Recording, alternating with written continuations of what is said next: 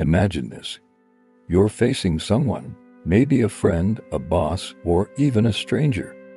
They look at you, not harshly, not menacingly, but familiarly. Their voice, their posture, even the subtle way they lean forward, all of it seems strangely familiar. Before you know it, you're agreeing with them. You drop your guard. And when they request something, you comply without even knowing why. That's not charm. That's not intimacy. That is the mirror trick, a psychology trick in disguise used by manipulators, salesmen, cult leaders, and even lovers to bypass your defenses and commandeer your mind. You may think, I'd never fall for that. But here's the terrifying fact. If you've ever felt understood, seen, or connected too quickly, you've already been reflected. The human brain is addicted to one thing itself, and the mirror trick rides on that addiction. It doesn't command compliance. It forces compliance. Not by fear, by reflection. Because when someone mirrors you, your movements, your words, your feelings, your brain whispers a dangerous lie. This person is so much like me. And when you consider that, you'll do anything they tell you to. So, how does it actually work?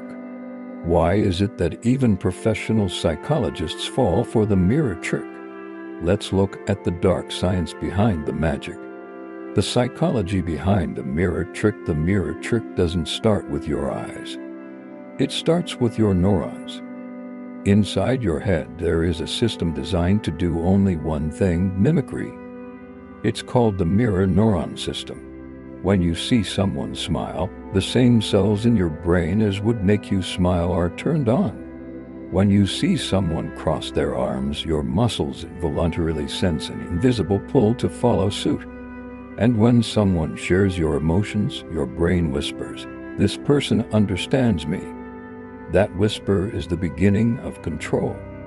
Because the moment your mind feels heard, it stops dissecting. It stops questioning. It relaxes. In that relaxed moment, the manipulator intervenes. They don't command you. They guide you, like a puppeteer who never touches the strings. Psychologists call this rapport building, but in dark psychology, rapport becomes a tool turned weapon, because once you've created it, you can redirect it, distort it, and use it against you. A practiced manipulator will unwittingly mirror your body language. If you lean forward, they do the same. If you nod, they nod. If you drop your voice, they match your tone. At first, it feels like chemistry. In fact, it's calculation. This mirroring creates what's known as subconscious synchronization. It's a quiet rhythm between two human beings. A psychological echo chamber where your thoughts bounce back to you, phrased as someone else's thoughts. And when your mind keeps hearing its own rhythm echoed back, it gets mixed up with imitation and closeness. You start thinking, they understand me, they're with me, they must be right. This is when obedience begins, not because they bullied you, but because your mind quietly persuaded itself. Here's the paradox. The mirror trick doesn't alter who you are. It merely reflects you until you lose track of where your reflection ends and theirs begins. It's psychological camouflage, and the more aware you believe you are, the simpler it is to deceive you, because faith blinds perception, and the manipulator is aware of this. Now that you know the why of the mirror trick, let's look at how it is used in real life, in conversations, relationships, negotiations, and even power struggles. In the second part, we'll pull the veil off, and you'll be surprised at how the most simple actions turn into something you can't get away from. Real-life examples: how the mirror trick manipulates you without force. Imaginate the following. You're at a cafe, you meet a new person, maybe a colleague or a partner. Within minutes, they start to mirror your energy. You laugh, and they laugh. You sip, and they sip. You lean back, and they follow suit. It's natural. But that is the key. Your brain takes that mirroring and converts it to safety. It's an old survival code. When someone does something the way you do it, your subconscious believes that they belong to your tribe. They're not threatening, they're one of us. And that's where the door is opened. Because once you feel safe, your resistance breaks down. You begin to open up. You're susceptible to suggestion. A manipulator knows trust is not taken, it's mirrored into existence. Example 1. The negotiator. Imagine a good negotiator across from you. At first, they're relaxed, listening intently, nodding as you speak, but as you talk, they begin to mirror your tone subtly. If you present tough, they present tough. If you soften, they do as well. The emotional beat is in harmony. Within minutes, you start to feel we're in the same place. You start to negotiate away your price, take offers, even making concessions. But they haven't bought you. You sold yourself because their mirror-created agreement illusion. At the end, you walk away believing you made a logical decision. You didn't. You built one on reflection. Example 2. The romantic manipulator. Now, let's move into something darker. You encounter someone who is totally in sync with you. They like your likes. They hate your hates. They mirror your passions, your sense of humor. Your mood, you call it chemistry. They call it strategy. You feel understood initially, then hooked. Because when another person reflects yourself, they fill your ego's most profound hunger, validation. And before you know it, you're chasing that feeling, not the person. They control your emotions, not by dominating you, but by familiarity. You mistake imitation for love. Until one day, they remove that mirror, and you're on your knees begging to catch a glimpse of yourself in their eyes again. That's not romance.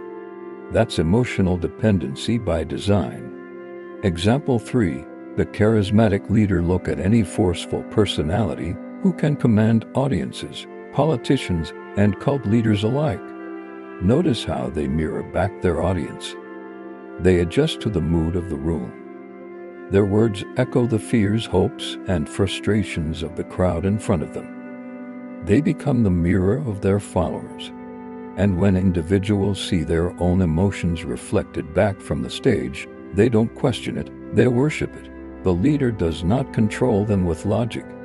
They control them with identification. Because when you feel someone is you, you'll let them tell you anything on your behalf.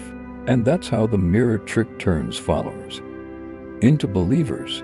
These examples all lead to one universal fact. The most powerful manipulators don't manipulate your head, they duplicate it. They don't tell you what to think. They make you believe that it was your plan all the while. But the most chilling aspect isn't how they use it, it's how easily you can do the same thing. In the chapter that follows, we'll go into the darkness ourselves and show you how to use the mirror trick to control, influence, and protect yourself without going into the darkness. How to use the mirror trick and protect yourself against it. You might be wondering, if the mirror trick is so effective, can it be utilized for good? The answer is intention, because mirroring itself isn't bad. It's a tool. The same method that compels obedience can also establish trust, heal relationships, and cause communication to glide smoothly, but in the wrong hands, it becomes psychological hypnosis. So let's look at both sides, light and shadow. Using the mirror trick. When you softly mirror someone, you're not getting them to do what you want. You're resonating with their energy. You're speaking without words. I see you. I understand you. You're in safe hands here, done with responsibility. It creates a bridge, a pathway by which influence comes naturally. Start small. Nearer pace, not personality. If they speak softly too. If they recline, relax your position. When they lean forward with eagerness, let your energy accumulate too. Soon enough, the rhythm is in harmony. Their subconscious will begin to recognize you as familiar. In dialogue, that is power, not control, but synchrony. Persuasion gets easier from there. For when the human mind finds itself in you, it stops fighting and begins to work with you.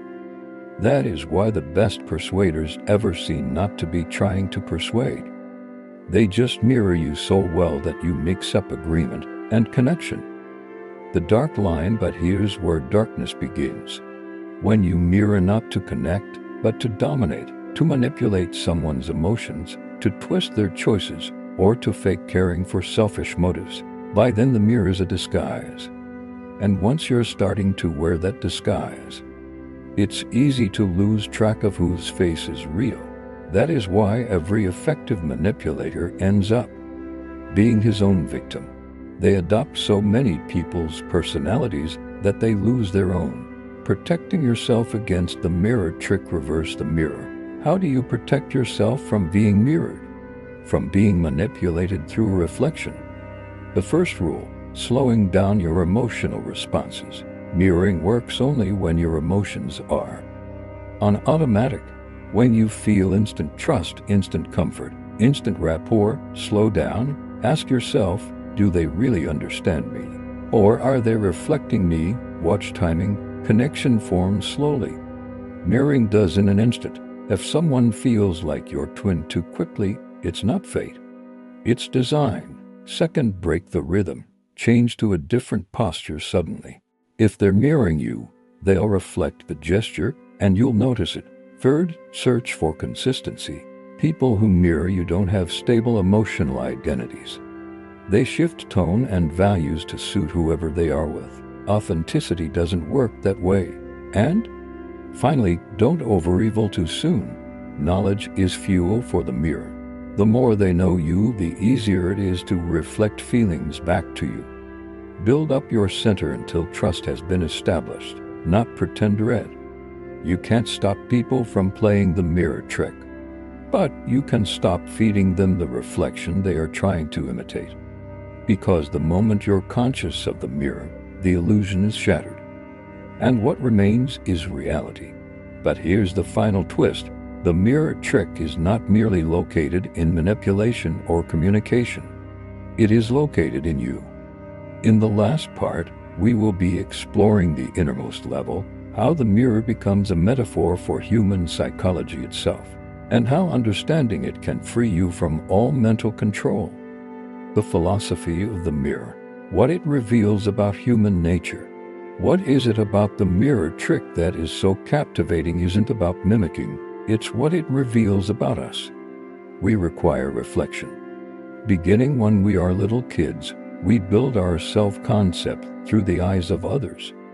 A smile from a parent tells us we are good.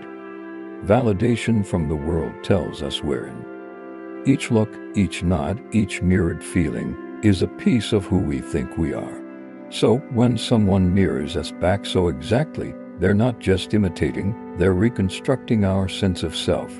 And that's the way it is, because at some fundamental level, each human being is searching for one thing: to see themselves in somebody else, the hidden truth. Manipulators exploit that desire. They don't overpower you with strength, they dissolve into you. They become your image until you get their will mixed up with yours.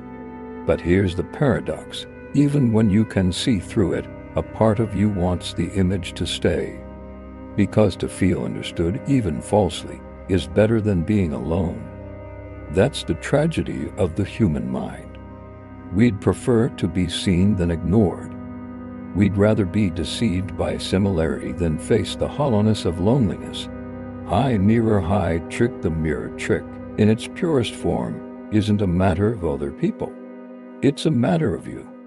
Every time you shape yourself to be accepted, every time you shape your opinions to appease a crowd, every time you say yes when your heart whispers no, you are mirroring.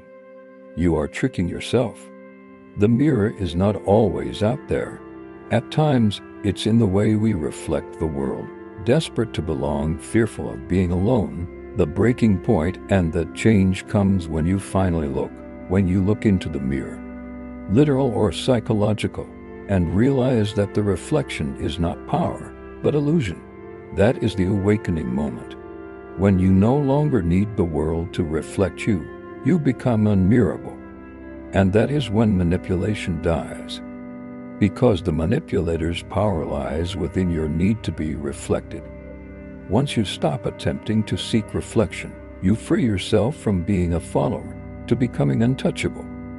The final reflection, so the next time someone seems to get you too well, stop, ask yourself, are they connecting with you or mimicking you? And when you glance at yourself tomorrow morning, remember this: the reflection you see isn't who you are, it's what you've become. To find out who you are, you must move beyond the mirror and pay attention to what's there when no one's watching. Because only then can you really be free.